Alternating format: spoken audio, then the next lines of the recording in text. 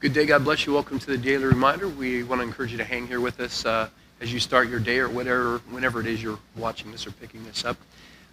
Love walking through the New Testament and looking at the different places that the writers encourage us to never be intimidated about being reminded of those things which we have been taught, the things we've read, things we've discussed.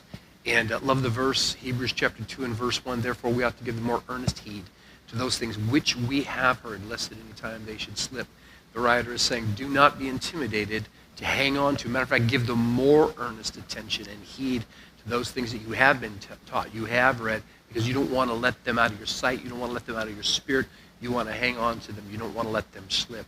And so I want to share this verse with you. This is in Luke's Gospel, chapter 13 and verse 22. But I want to share this with you out of the New Living Translation. The way that translation, or the way it has been translated, is just, it's amazing. Listen to this. Jesus went through the towns and villages teaching as he went, always pressing on towards Jerusalem. Love it. Always pressing on towards Jerusalem.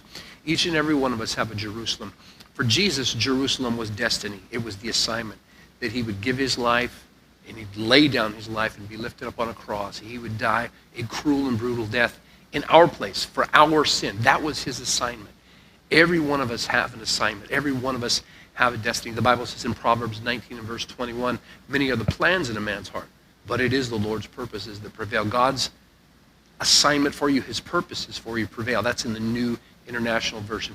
Proverbs 20 and verse 24, man's goings or his course of life is of the Lord. How can a man then understand his own way? Psalms 37 and verse 23, man's steps are ordered of the Lord, and God delights in his way. We all have an assignment. We all have a purpose.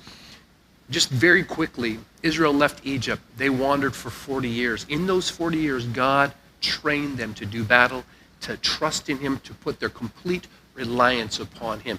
If they were going to eat that day, it was because of God. If they were going to drink that day, it was because of God. If they were going to have victory in battle, it was because of the goodness of God. God never took his people out of the wilderness and just dropped them into the land of Canaan, the place of destiny and purpose. He prepared them before they went into their assignment. I want to say this to you.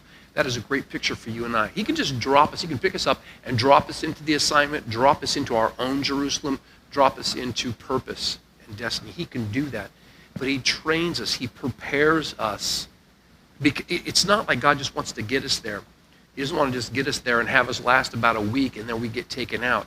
He wants to prepare us to flourish there, to be fruitful there, to have authority there. So wherever your Jerusalem and whatever your destiny is, it is the wilderness moments that God prepares us, and he wants us to press through those seasons, press through those moments, press through the fight, press and hang on to him, so that when we do get to that place of Jerusalem, our assignment, we know how to stand. We know how to but we know how to hold on to the territory, spiritually speaking, that God has given to us. How do we press? In prayer, in the Word, waiting on him, being patient with him. We press by being intimate with him, having a love relationship with Jesus. We press by hanging on to hope.